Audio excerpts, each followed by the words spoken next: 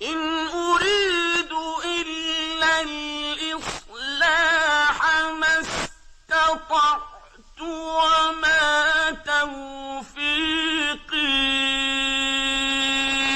إلا بالله.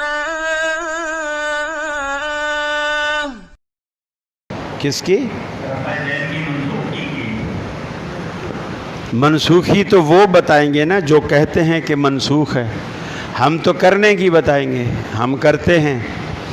دیکھیے، ہر فعل کا کوئی فاعل ہوتا ہے، ہر منسوخ کا کوئی ناسخ ہوتا ہے۔ اگر رفع الیدین مثلا ہم کہتے ہیں سابقہ کتابیں منسوخ ہو گئی، تو ان سابقہ کتابوں کو کس کتاب نے آ کے منسوخ کیا؟ قرآن مجید نے۔ ہم کہتے ہیں سابقہ انبیاء کی نبوت منسوخ ہو گئی، ان کو کس کی نبوت نے منسوخ کیا؟ محمد رسول اللہ صلی اللہ علیہ وسلم نے۔ اب یہ تو رفع الیدین نہ کرنے والے بھی مانتے ہیں کہ جی پہلے کرتے تھے، ہم بھی کہتے ہیں کرتے تھے، وہ بھی کہتے ہیں پہلے کرتے تھے، پھر یہ کہتے ہیں کہ وہ منسوخ ہو گئی۔ اب کس نے منسوخ کیا وہ حکم دکھاؤ، وہ حکم دکھاؤ کہ جی یہ حکم ہے جس سے رفع الیدین منسوخ ہو گئی ہے اور اللہ کے رسول نے منسوخ کیا ہے۔ اور دوسری بات یہ عقل کے بھی خلاف ہے کہ ایک کام کو اللہ کے رسول کرتے ہوں، پہلے ایک کام کرتے ہوں، پھر اسی اپنے کام کو اس طرح منع کریں کہ تمہیں کیا ہو گیا ہے، تم گھوڑوں کی دموں کی طرح دمیں ہی لاتے ہو۔ صحابہ نہیں سوچیں گے کہ یار کل تو اللہ کے رسول خود کر رہے تھے اور آج کہہ رہے ہیں یہ گھوڑے کی دم ہلا رہے تم؟ ہم نے تو آپ کو دیکھ کر شروع کی ہے، آپ کو دیکھ کر۔ وائل ابن حجر رضی اللہ تعالیٰ عنہ اسلامک ہسٹری میں، صحابہ کرام کی زندگی میں سب سے آخری دور میں اسلام لانے والا صحابی ہے حضرت وائل ابن حجر۔ جسٹس تقی عثمانی نے اپنی کتابوں میں، درس بخاری میں جگہ جگہ بیان کیا اس بات کو کہ وائل ابن حجر آخر میں ایمان لانے والا صحابی، اور رسول اللہ صلی اللہ علیہ وسلم کے آخری سال، رسول اللہ صلی اللہ علیہ وسلم کے آخری سال 2 دفعہ وائل ابن حجر کی ملاقات ہوتی ہے، آخری سال 2 دفعہ ملاقات ہوتی ہے۔ ایک دفعہ ایسے موسم میں جیسے موسم میں آج ہم یہاں پسینہ پسینہ ہو رہے ہیں، اور ایک ایسے موسم میں کہ سردیاں تھیں اور اللہ کے رسول نے اپنے اوپر ایک چادر، شال جسے آپ کہہ لیں، سردی سے بچنے کے لیے وہ آپ نے اوڑھ رکھی تھی۔ حضرت وائل ابن حجر کہتے ہیں میں جب گرمیوں میں آیا، اللہ کے رسول کی نماز کو دیکھا کہ آپ جب نماز شروع کرتے تھے اس وقت، اور جب رکوع کو جاتے تھے اس وقت، اور جب رکوع سے اٹھتے تھے اس وقت، اور ایک روایت میں ہے جب آپ تیسری رکعت کے لیے کھڑے ہوتے تھے اس وقت آپ اپنے ہاتھوں کو کندھوں یا کانوں کے برابر تک اٹھایا کرتے تھے۔ پھر کہتے ہیں سردیوں میں میری آخری ملاقات اسی سال، رسول اللہ صلی اللہ علیہ وسلم کا دنیا سے رخصت ہونے کا آخری سال، آخری سال میں میری 2 ملاقاتیں ہوئی، ایک گرمی میں ایک سردی میں۔ جب میں سردیوں میں آیا تو سردیوں میں رسول اللہ صلی اللہ علیہ وسلم نے اپنے اوپر شال اوڑھ رکھی تھی، لیکن جب آپ رفع الیدین کرتے میں نے خاص طور پر دیکھا آپ اپنے ہاتھوں کو شال سے باہر نکالتے، ہاتھوں کو شال سے باہر نکالتے اور کندھوں تک لے جاتے، اور پھر رفع الیدین کرنے کے بعد واپس اندر لے جا کر ہاتھوں کو باندھ لیتے۔ گویا اللہ کے رسول نے سردیوں میں سردی کے باوجود رفع الیدین کپڑے کے اندر چھپا کے نہیں کی، دکھا کے کی، تاکہ میری امت کو پتہ چلے کہ موسم چاہے سردی کا ہو یا گرمی کا ہو، یہ میری ایسی محبوب سنت ہے جسے میں سردیوں میں بھی نہیں چھوڑتا اور گرمیوں میں بھی نہیں چھوڑتا۔ آخری دور کا صحابی اللہ کے رسول کی نماز میں رفع الیدین کو بیان کرتا ہے۔ منسوخ کب ہوئی اور کس نے کی؟ کب ہوئی اور کس نے کی؟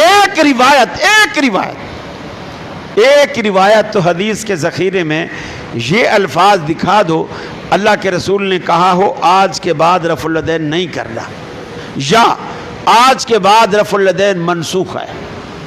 کوئی ایک لفظ تو منسوخی کا لفظ تو حدیث میں دکھاؤ نا، کچھ تو کرو۔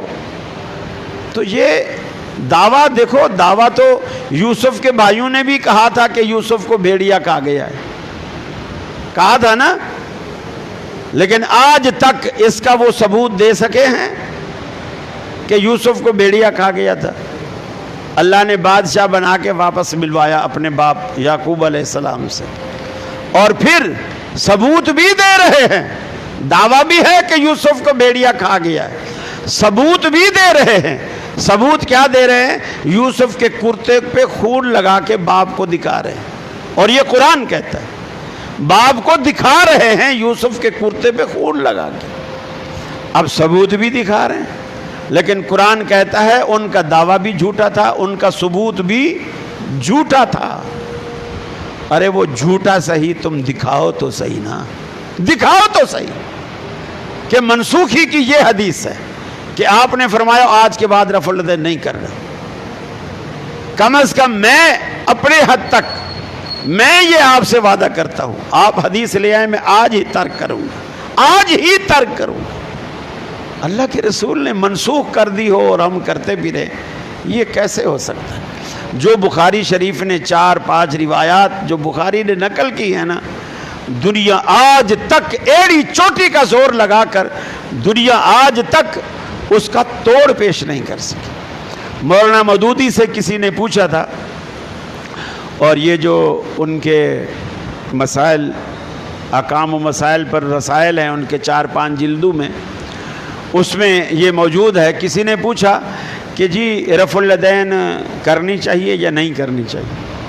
انہوں نے جواب میں، حالانکہ وہ حنفی تھے، مولانا مودودی حنفی تھے، رفع الیدین نہیں کرتے تھے، جواب میں انہوں نے یہ کہا کہ امام بخاری جو 3-4 روایتیں لائے ہیں دنیا آج تک اس کا توڑ پیش نہیں کر سکی، دنیا آج تک اس کا توڑ پیش نہیں کر سکی۔ شاہ ولی اللہ محدث دہلوی رحمۃ اللہ علیہ، ان سے کسی نے پوچھا، انہوں نے کہا، حالانکہ وہ خود رفع الیدین نہیں کرتے تھے، خود رفع الیدین نہیں کرتے تھے، کسی نے پوچھا، کہنے لگے مجھے رفع الیدین کرنے والے نہ کرنے والوں سے بہتر لگتے، اچھے لگتے، زیادہ پیارے لگتے ہیں رفع الیدین کرنے والے نہ کرنے والوں سے۔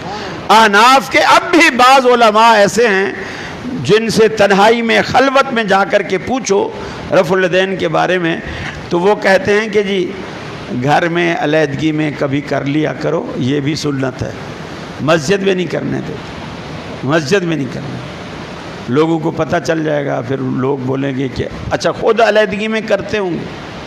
مولانا ثناء اللہ پانی پتی، یہ 2 ثناء اللہ گزرے، ایک اہل حدیثوں کے مولانا ثناء اللہ امرتسری، ایک دیوبند کے مولانا ثناء اللہ پانی پتی۔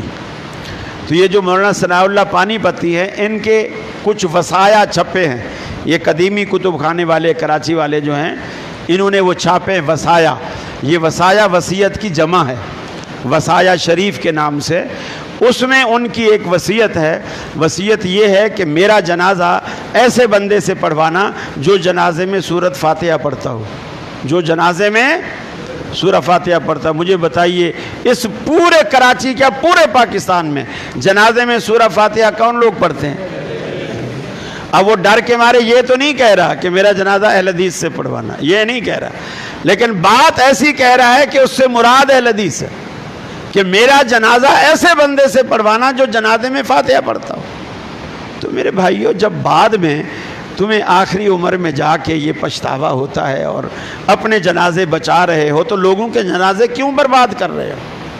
مولانا انور شاہ کشمیری رحمۃ اللہ علیہ، یہ بات تو میں نے پچھلے سال ایکسپریس ٹی وی پر بھی یہ بات کہی ان سے، مولانا انور شاہ کشمیری، وہ قادیان کے اندر قادیانیوں کی کانفرنس ہوتی تھی، اس میں ہر سال بولے ہم بھی قادیانیوں کی نہیں، دیوبند جماعت کی کانفرنس ہوتی تھی، علاقہ قادیان کا ہوتا تھا، تو وہاں ہر سال جاتے تھے۔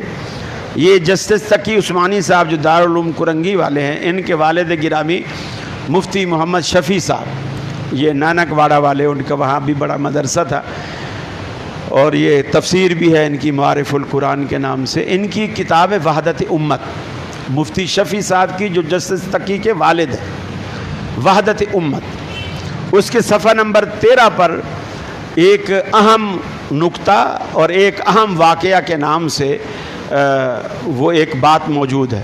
اور یہ نیٹ سے بھی آپ وحدت امت کو ڈاؤن لوڈ کریں گے مفتی شفیع کے نام سے تو یہ آپ کو پورا کتابچہ ڈاؤن لوڈ ہو کے آپ کو مل جائے گا.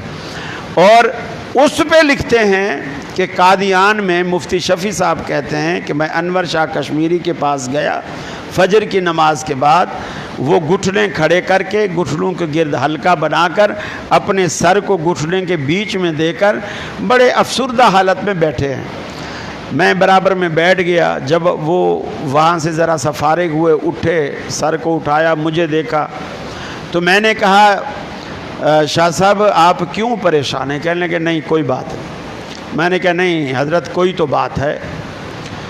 تو وہ کہنے لگے کہ بس یہ ہے کہ میں یہ سوچتا ہوں کہ ہم نے اپنی عمر برباد کر دی. مفتی شفیع صاحب کہتے ہیں کہ میں نے کہا حضرت آپ کی آدھی عمر پڑھنے میں گزر گئی، آدھی پڑھانے میں گزر گئی، آپ اس کو عمر کا برباد ہونا کہہ رہے ہیں؟ اگر یہ عمر برباد ہوئی تو پھر کام میں کس کی عمر لگی؟ وہ کہتے ہیں شفیع بھائی میں آپ کو صحیح کہتا ہوں، ہم نے عمر برباد کر دی. میں نے پوچھا حضرت آخر بات کیا ہے؟ کہنے لگے ہم نے ساری زندگی یہ کوشش کی ہے کہ اپنے مسلک کو دوسرے مسلک پر ترجیح دیں. امام ابو حنیفہ کے فتاوے، ان کی باتیں، ان کے اقوال، ان کے دلائل تلاش کریں اور ان کو بڑھا چڑھا کر بیان کریں. اب میں سوچتا ہوں کہ ہم نے عمر کس چیز میں برباد کی؟ ارے جب آخری عمر میں جا کر پچھتانا ہے اس سے پہلے ابھی سوچ لو. جب پچھتانا بھی ہے تو ابھی پچھتا لو. عمر باقی ہے، توبہ کر لو، اللہ تعالیٰ سے معافی مانگو تاکہ اللہ رب العالمین ہمیں راہ راست عطا فرمائے. جی اور کوئی سوال؟ کوئی حکم نہیں. یہ ایسے جو توہم پرست لوگ ہیں انہوں نے ایسا بنایا ہوا ہے چھری ہاتھ میں نہ پکڑے اور یہ نہ کرے وہ نہ کرے ورنہ بچہ کٹا ہوا آئے گا. اگر عورت چھری ہاتھ میں پکڑے گی تو بچہ کٹا ہوا آئے گا. گرہن میں پتہ نہیں اس پہ کیا اثرات ہوں گے، بھینگا پیدا ہوگا، کیا پیدا، ایسے کام خیالیاں ہیں. ان چیزوں سے کوئی فرق نہیں پڑتا. اللہ کے رسول نے سورج گرہن چاند گرہن کے وقت صرف نماز پڑھی ہے، اس کے علاوہ کوئی توہم پرستی کی بات آپ نے نہیں کی. بس جی.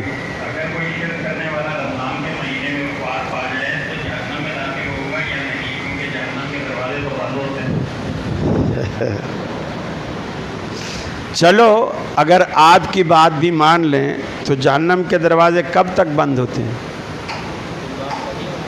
بس. اور اس کے بعد کیا ہوگا؟ اس کے بعد تو کھل جائیں گے. زیادہ سے زیادہ آپ اپنی عقل کی بنیاد پر بھی یہی کہہ سکتے ہیں نا کہ 1 مہینہ لیٹ جائے گا، 1 مہینہ لیٹ جائے گا. بس ایسی کوئی دلیل نہیں ہے. ہر آدمی کی نجات اس کے اپنے عقیدے اور عمل پر ہونی ہے. اگر میرا عقیدہ صحیح ہے اور عمل میرا نیک ہے، سنت کے مطابق ہے، اللہ سے امید رکھی جا سکتی ہے کہ انشاءاللہ اللہ تعالیٰ معاف فرمائے گا. لیکن اگر بد عقیدہ ہے تو جمعے کو مرے، 27 شعبان کو مرے، جیسے نور جہاں 27 رمضان کو مری ہے، تو ان راتوں سے دنوں سے کوئی فرق نہیں پڑتا. اپنا عمل اور عقیدہ اس کے لیے چاہیے. جی. نجد کہتے ہیں اونچی جگہ کو، ٹیلے کو، اونچی جگہ کو. جو بھی علاقہ اونچا ہو اس کو نجد کہتے ہیں. اور رسول اللہ صلی اللہ علیہ وسلم نے ایک وہ نجد ہے جو شام میں، اس کے لیے آپ نے دعا دی ہے، اللہم بارک لنا فی نجدنا وفی شامنا وفی مدیننا. آپ نے مدینے کی بھی اور شام کی بھی اور نجد کی بھی آپ نے دعا کی. اور ایک جو نجد ہے وہ اس کی آپ نے جو سمت، اس کی جو آپ نے سمت بیان کی ہے وہ سمت شام والے نجد کی طرف جاتی ہی نہیں ہے.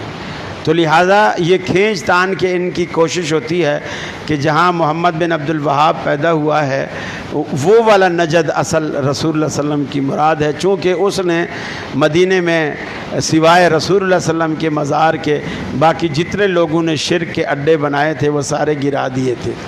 اب وہ محمد بن عبد الوہاب کو گالی تو دیتے ہیں، اسی وجہ سے ہمیں وہابی کہتے ہیں، حالانکہ اس کا نام عبد الوہاب اس کے باپ کا نام تھا، اس کا نام محمد تھا۔ اگر اس کی نسبت بھی ہمیں دیتے ہو تو محمدی کہو، لیکن محمدی نہیں کہتے، کیونکہ یہ تو اچھی بات ہو جائے گی، اور اچھی بات ان لوگوں کو پسند نہیں ہے۔ جی اکثر میت کو مرنے کے بعد اگلے دن اس کی تدفین ہوتی ہے، شخص خانے میں رکھا جاتا ہے، تو اس دوران میت کو کے قبر کے عذاب کو بخصوص کیا سلسلہ ہے؟ دیکھیے اس کو تو چلو اگلے دن دفن ہو جاتا ہے، فرعون آج تک دفن نہیں ہوا، فرعون آج تک دفن نہیں ہوا، اور اللہ قرآن میں کہتا ہے النار یعرضون علیہا غدوا وعشیا، فرعون اور فرعونی صبح و شام آگ پر پیش کیے جاتے ہیں، آگ پر پیش کیے جاتے ہیں۔ یہ معاملہ برزخ کا ہے جو ہماری نظروں سے اوجھل ہے، ہم یہ سمجھ رہے ہیں سرد خانے میں رکھا ہوا ہے، برزخ میں اس کے ساتھ کیا بیت رہا ہے وہ ہم نہیں دیکھ رہے۔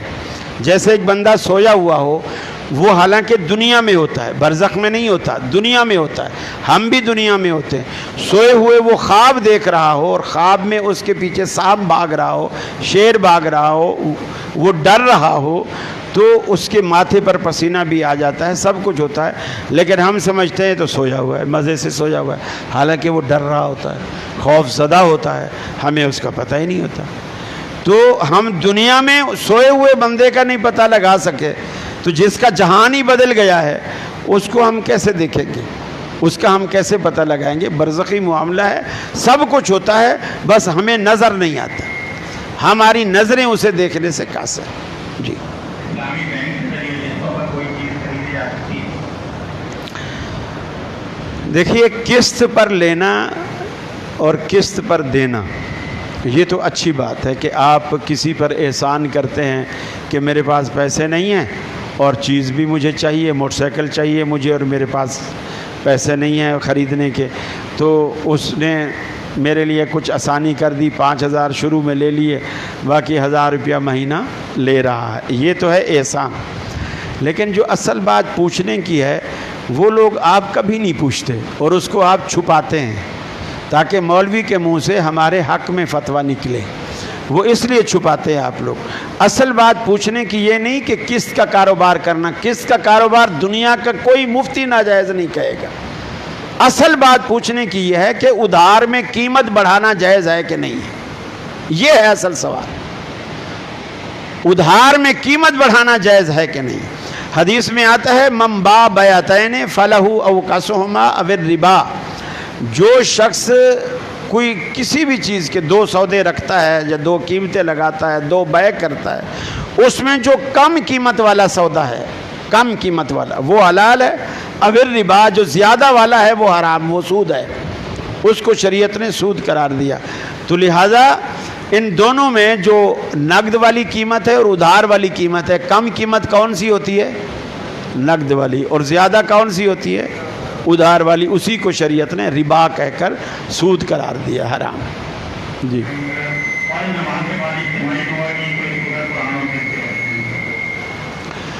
اسے اگر آدمی عادت نہ بنائے، روٹین نہ بنائے، رسول اللہ صلی اللہ علیہ وسلم سے ایسا ثابت نہیں ہے کہ فرض نماز کے بعد آپ سلام پھیر کے بیٹھتے تھے اور لازمی صحابہ انتظار کرتے تھے آپ دعا کریں اور ہم بھی کریں، لیکن اگر کوئی درخواست کرتا تو آپ ضرور دعا کرتے، اور جب بھی درخواست کرتا اسی وقت دعا کرتے، حتیٰ کہ جمعے میں 2 مرتبہ، بخاری شریف میں آتا ہے 2 مرتبہ جمعے کے اندر آپ خطبہ دے رہے تھے اور ایک بندہ آیا، اس نے بڑا شور مچایا کہ یا رسول اللہ ہم تباہ ہو گئے، برباد ہو گئے، ہماری چراگاہیں خشک ہو گئیں، پانی کے حوض خالی ہو گئے، جانور مر رہے ہیں، بچے مر رہے ہیں، بارش کے لیے دعا کرو۔ اللہ کے رسول نے خطبہ روکا، اسی وقت دعا کے لیے ہاتھ اٹھائے، اور صحابہ نے بھی آپ کے ساتھ ہاتھ اٹھائے، اور اللہ نے بارش دی، اگلے جمعے تک بارش ہوتی رہی۔ پھر جب مسجد میں آپ خطبہ دے رہے تھے، اسی طرح کا وہی شخص تھا یا کوئی دوسرا تھا، لیکن اس کا انداز بیاں وہی تھا جو پہلے تھا، ہم تباہ ہو گئے، برباد ہو گئے، یہ ہو گیا، مکانات گر گئے، راستے بند ہو گئے، یا اللہ، اے اللہ کے رسول اللہ سے کہو اس بارش کو ٹال دے۔ پھر اللہ کے رسول نے خطبہ روکا اور منبر پر ہاتھ اٹھائے، صحابہ نے آپ کے ساتھ ہاتھ اٹھائے اور آپ نے دعا کی کہ یا اللہ مدینے کی ضرورت پوری ہو گئی ہے، اب اس کی جہاں ضرورت ہو ان بادلوں کو وہاں لے جا، اور اللہ تعالیٰ نے بارش روک دی۔ اس سے اجتماع ثابت ہوتا ہے۔ اسی طرح عید کے اندر بھی اللہ کے رسول نے فرمایا جن عورتوں کو نماز نہیں پڑھنی، یعنی حیض والی عورتیں نماز نہیں پڑھنی، وہ بھی عید کے میدان میں جائیں، نماز سے مصلی سے الگ رہیں، البتہ مسلمانوں کی دعا میں شریک ہوں۔ وہاں بھی اجتماع ثابت ہو رہا ہے۔ تو صرف فرض کے بعد کے لفظ نہیں ہیں، فرض سے پہلے جمعہ کے خطبے کے دوران بھی ثابت ہے، عیدین میں بھی عید کی نماز کے بعد خطبے کے بعد وہ بھی دعا ثابت ہے۔ البتہ یہ بھی ثابت ہے کہ اللہ کے رسول سے جب بھی کوئی درخواست کرتا آپ اسی وقت دعا کے لیے ہاتھ اٹھاتے، تو یا کبھی امام کا دل چاہ رہا ہے تو امام دعا کر رہا ہے، آپ کا دل نہیں چاہ رہا یا آپ کے پاس ٹائم نہیں ہے، امام مانگتا رہے، آپ اٹھ کے چلے جاؤ، کوئی حرج نہیں ہے، نماز آپ کی ہو گئی ہے، نماز سلام پہ مکمل ہو گئی۔ اب یہ جو بعد والی دعا ہے یہ اس نماز کا حصہ نہیں ہے، یہ الگ ہے۔ البتہ ایسی روایات موجود ہیں جس میں آپ نے فرمایا فرضوں کے بعد دعا قبول ہوتی ہے۔ کچھ لوگوں کا اس کی صحت پر کلام ہے، لیکن فضائل میں بہرحال علماء اس کو مانتے ہیں کہ فرض کے بعد اگر کوئی امام اپنی ضرورت اللہ کے آگے رکھنا چاہتا ہے وہ بے شک دعا مانگے، اور اگر امام نہیں مانگتا اٹھ کے چلا جائے، آپ کے پاس ضرورت ہے اور آپ کے پاس ٹائم بھی ہے، آپ بیٹھ کے مانگتے رہیں۔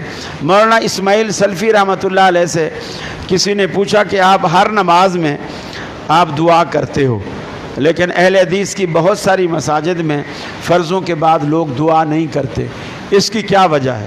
مولانا اسماعیل سلفی رحمۃ اللہ علیہ نے ہنس کے کہا کہ بھائی میری تو اصل میں ابھی بہت ساری ضرورتیں باقی ہیں جو میں اپنے رب سے مانگتا ہوں، جو نہیں مانگتے ہو سکتا ہے ان کی ساری ضرورتیں پوری ہو گئی ہوں، میری تو ابھی بہت ساری ضرورتیں باقی ہیں۔ تو دعا کو آپ ضرورت سمجھ کے مانگیں، اگر آپ کو اس کی ضرورت ہے تو آپ امام کے پابند نہیں ہیں، امام آپ کا پابند نہیں ہے۔ میری اب اپنی ضرورتیں ہیں، آپ کی اپنی۔ مثال کے طور پر میری شادی ہو چکی، اب میری عمر بھی ایسی ہے کہ مزید شادی کی خواہش بھی نہیں ہے، بچے بھی ہیں، میرا یہ چیپٹر بالکل کمپلیٹ ہو چکا ہے۔ اب میں جہاں بھی نماز پڑھتا ہوں میں شادی کی دعا نہیں کرتا، ٹھیک؟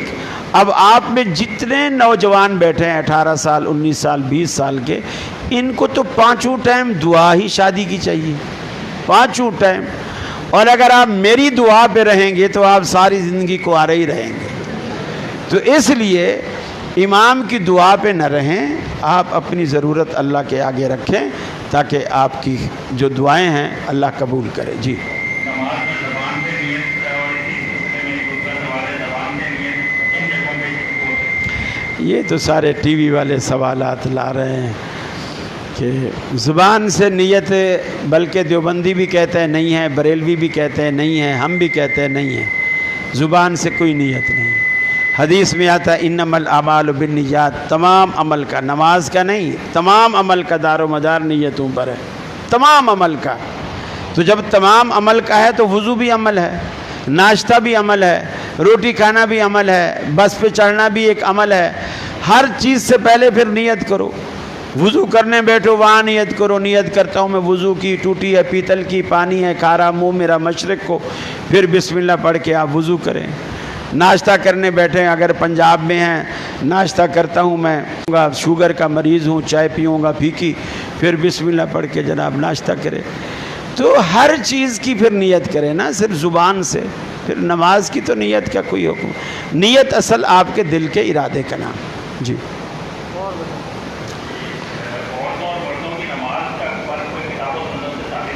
رسول اللہ صلی اللہ علیہ وسلم عورتوں کے بھی نبی ہیں، مردوں کے بھی نبی ہیں، اور آپ نے کہا صلو کما رأیتمونی اصلی، تم ایسے نماز پڑھو جیسے تم مجھے نماز پڑھتے ہوئے دیکھتے۔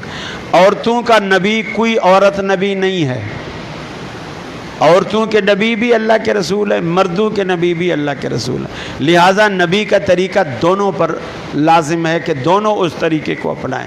جو لوگ فرق کرتے ہیں اللہ کی قسم وہ اپنے امام کے قول کی وجہ سے کرتے ہیں، رسول اللہ کی حدیث یا قرآن کی وجہ سے نہیں کرتے۔ یہ ظلم ہے کہ امام کی بات کو نبی کی بات سے اونچا رکھنا بہت بڑا ظلم ہے۔ جی سوال بھی یہی ہے کہ امام کی بات کا مقابلہ کتاب و سنت میں کہتے ہیں کہ تقلید جو ہے نا وہ واجب ہے، پر کیا کہیں؟ سوال یہ ہے کہ تقلید کس نے واجب کی؟ تقلید واجب ہے، کس نے واجب کی؟ پھر تو صحابہ کرام نعوذ باللہ نعوذ باللہ نعوذ باللہ ثم نعوذ باللہ سارے کے سارے گمراہ گئے، چونکہ وہ تو تقلید کے دور سے بھی پہلے کے تھے، وہ تو تقلیدی دور سے بھی پہلے کے تھے۔ پھر اگر تقلید واجب ہے تو ہم پر واجب ہے یا اماموں پر بھی واجب ہے؟ جی ایک منٹ، تقلید اگر واجب ہے ہم پر واجب ہے یا اماموں پر بھی واجب ہے؟ تو امام ابو حنیفہ کس کی تقلید کرتے تھے؟ تمہارا امام غیر مقلد ہے، تمہارا امام غیر مقلد ہے۔ امام شافعی کس کی تقلید کرتے تھے؟ وہ شافعیوں کا امام غیر، ارے تم کو امام ہم نے بنا کے دیے ہیں، غیر مقلدین نے آپ کو امام بنا کے دیے ہیں، ورنہ اپنے امام کا امام لاؤ، بتاؤ امام صاحب کا امام کون تھا؟ اچھا اب یہ کہیں گے کہ وہ تو اتنے پڑھے لکھے تھے ان کو تو تقلید کی ضرورت ہے۔ پڑھا لکھا کوئی ماں کے پیٹ سے تو پڑھ لکھ کر نہیں آتا نا، پڑھنے لکھنے تک بھی چلو 30-40 سال تو عمر کے لگے ہی ہوں گے نا، اس سے پہلے کس کی تقلید کرتے تھے؟ اس سے پہلے کس کی کرتے تھے؟ یہ ایسی بے پیندے کی باتیں ہیں، بے پیندے کی باتیں ہیں۔ جی کسی اپنی زکات کے پیسے سے کسی کی بیٹی کی شادی کی، کیا اس میں کھانا کھا سکتے ہیں؟ پہلی بات یہ ہے کہ بیٹی کا جو نکاح ہوتا ہے نا اس کا کوئی کھانا مسنون ہے بھی نہیں، اصل جو ہے وہ لڑکے کا ولیمہ ہے۔ بیٹی والوں پر شریعت نے کوئی بوجھ نہیں ڈالا، اور میں نہیں کہتا کہ میں کھانا تو بعد کی بات ہے، میں تو کہتا ہوں وہ پکائیں ہی نہ۔ جی عید الفطر کی نماز اگر مسجد میں ادا کی جا رہی ہو تو کیا تحیۃ المسجد پڑھیں گے؟ رسول اللہ صلی اللہ علیہ وسلم جب عید کے لیے تشریف لے جاتے تھے تو صحابہ بیان کرتے ہیں کہ آپ عید کے میدان میں جانے کے بعد سب سے پہلا کام یہی کرتے تھے کہ آپ عید کی نماز پڑھتے تھے، خطبہ بھی بعد میں دیتے تھے، دعا بھی بعد میں کرتے تھے۔ نہ پہلے نعتیں ہوتی تھی اور نہ یہ جو ہمارے ہاں ایک رواج بن چکا ہے، میں سچی بات ہے میں کہوں گا یہ بدعت ہے، ہمارے ہاں یہ رواج بن چکا ہے، مائک لگا دیں گے، ایک لڑکا یا ایک بڑا کھڑا کر دیں گے اور وہ شروع کرے گا اللہ اکبر اللہ اکبر اللہ اکبر کبیرہ والحمدللہ کثیرہ سبحان اللہ بکرۃ و اصیلا، اور پھر لوگوں سے پڑھو پڑھو زور سے پڑھو زور سے پڑھو زور سے پڑھو۔ یہ اجتماعی ذکر ہے، آپ بریلوی کریں تو فوراً فتویٰ لگاتے ہو بدعت ہے، اور آپ جو کچھ عید والے دن کر رہے ہو یہ سنت ہے۔ یہ کہاں کی سنت ہے کہ آپ اسپیکر لگا کے اور لوگوں سے زور زور سے کہلوائیں، ذکر کروائیں، اور وہ بھی عید سے پہلے؟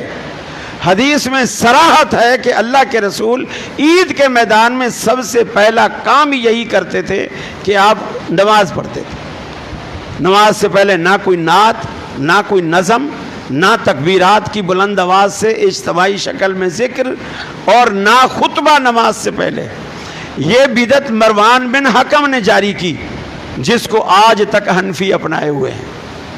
مروان بن حکم نے کیا کیا؟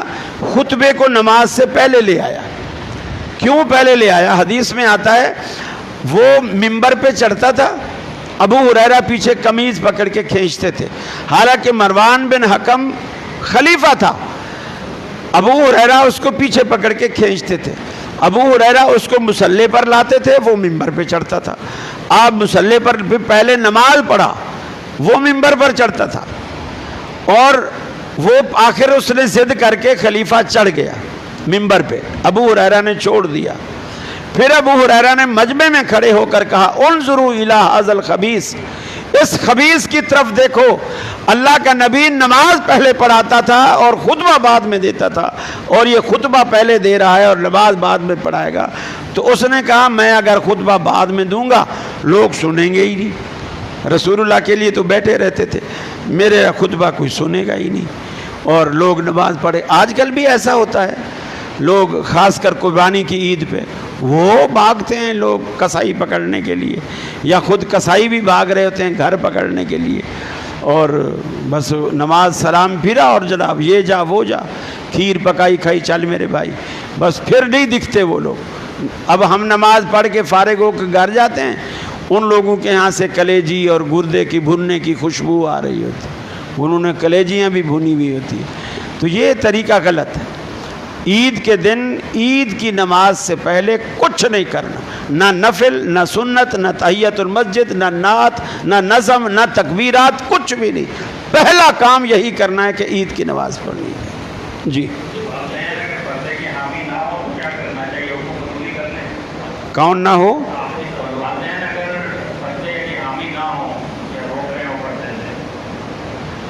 اس میں تو قرآن بھی صراحت سے کہتا ہے کہ وَإِن جَاهَدَاكَ عَلَىٰ أَن تُشْرِكَ بِي مَا لَيْسَ لَكَ بِهِ عِلْمٌ فَلَا تُطِعْهُمَا. جب بھی یہاں اگرچہ صراحت شرک کی ہے, لیکن حدیث میں یہ صراحت بھی ہے کہ آپ نے فرمایا لا طاعۃ لمخلوق فی معصیۃ الخالق. جس کام میں اللہ کی نافرمانی ہوتی ہو اس کام میں مخلوق کی اطاعت جائز نہیں ہے. والدین کا وہ حکم جو اللہ اور اس کے رسول کے خلاف ہو, بچے بغاوت کریں اس حکم کو نہ مانیں. والدین کہتے ہیں بچہ نماز نہ پڑھ دکان پہ جا, بغاوت کرے, وہ نماز پڑھے, پہلے نماز پڑھ کے ابا پھر جاتا ہوں. لیکن دنیاوی معاملات میں ابا بولے پانی لاؤ, ابا بولے پاؤں دباؤ, ابا بولے سر دباؤ, وہ سارے کام ان کے کریں. لیکن جب ماں یا باپ دونوں اللہ اور اس کے رسول کے خلاف فتویٰ دیں, حکم کریں, اس میں بچے بغاوت کریں. جی بس جی, جزاکم اللہ. السلام علیکم ورحمۃ اللہ. بس اب فیس والے سوال